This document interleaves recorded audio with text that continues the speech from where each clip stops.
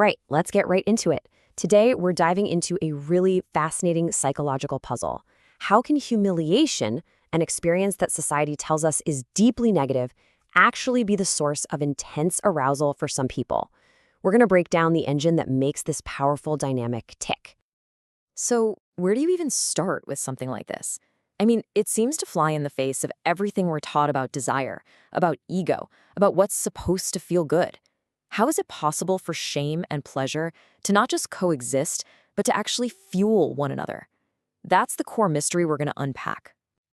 And this quote really just hits the nail on the head. We're not talking about humiliation as some kind of awkward side effect, something you just have to put up with. No. The idea here is that the humiliation is the essential ingredient. It's the active component that makes the whole thing work. Okay, so let's start with what's actually going on inside our heads. Let's look at the hard science, the neurochemistry of it all. Because it turns out the brain is having a pretty wild time during an experience like this. It's like a perfect storm of conflicting signals. So there's this key scientific idea we've got to get our heads around, and it's called excitation transfer. It's a fascinating quirk in how we're wired. Basically, the theory is that the intense physical response you get from one thing, like stress, or even fear, can get mislabeled by your brain. It gets rerouted and experienced as arousal from something totally different, something sexual. It's like the wires get crossed, but in this case, on purpose. And this is where you see that neurological collision in action. On one hand, you've got the classic stress response firing on all cylinders. Cortisol is flooding your system, your amygdala, the emotion center is going wild, and your body is on high alert. But, and this is the crucial part, at the exact same time, the brain's reward circuits are getting a huge hit of dopamine. So the brain is just completely confused. It's taking this storm of stress signals and interpreting it as a wave of intense pleasure. But look, this isn't just about brain chemicals. That's only part of the story. This also taps into some incredibly deep and complex psychological stuff, especially when it comes to power and control. I mean, think about it for a second. In our everyday lives, humiliation is something that happens to you, right? It catches you off guard. It's this awful feeling of powerlessness where something damages your image or your standing and it's totally against your will. You're the victim in that story. But in this context, the whole script gets thrown out the window because inside a consensual scene, the person who's supposedly being humiliated, they're actually the director. They're the one who set the stage, who laid down the rules, who gave the green light, and most importantly, they're the one who can say cut at any time.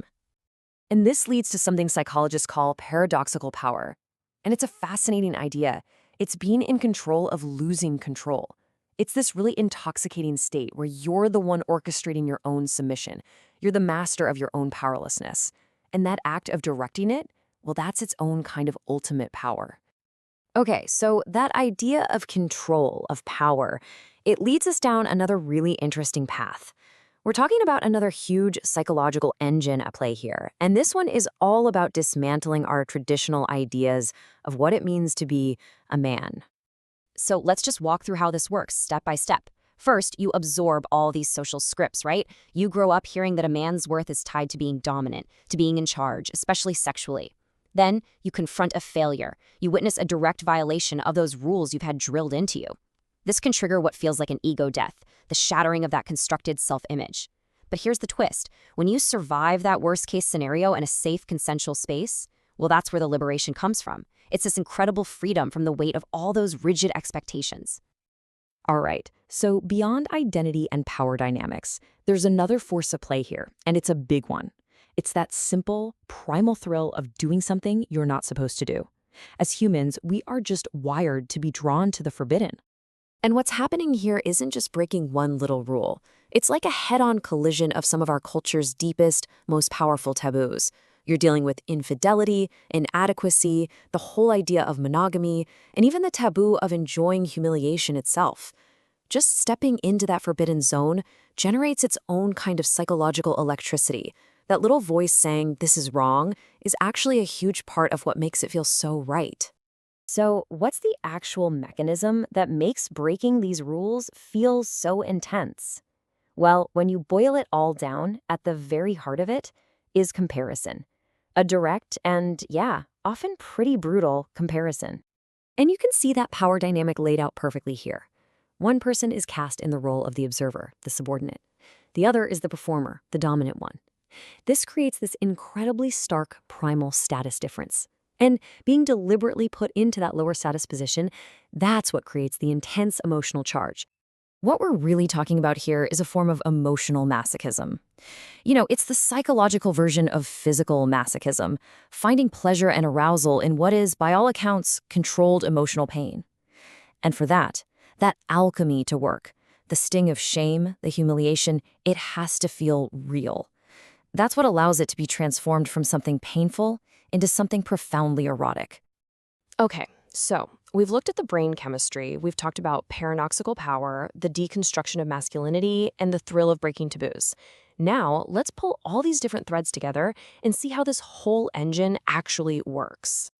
So when you put it all together, you can see it's not just one single thing driving this. It's this powerful cocktail of different forces all working together.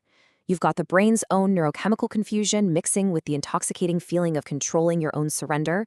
Add to that the liberation you get from tearing down old social rules, plus the raw electric thrill of the forbidden. Every single one of these parts is crucial to making the engine run. And that brings us right back to the main point, the absolute core of this whole thing. The humiliation isn't just some side effect, it's the point. It is the essential active ingredient. If you take that away, the entire dynamic just falls apart. It just becomes, well, something else entirely, and it loses that unique psychological intensity that defines it. So, in the end, digging into all of this leaves us with a much bigger and maybe more profound question to think about. What does our ability to take an emotion that's supposed to be painful and turn it into intense pleasure, what does that really tell us about the true nature and the incredible, surprising limits of human desire?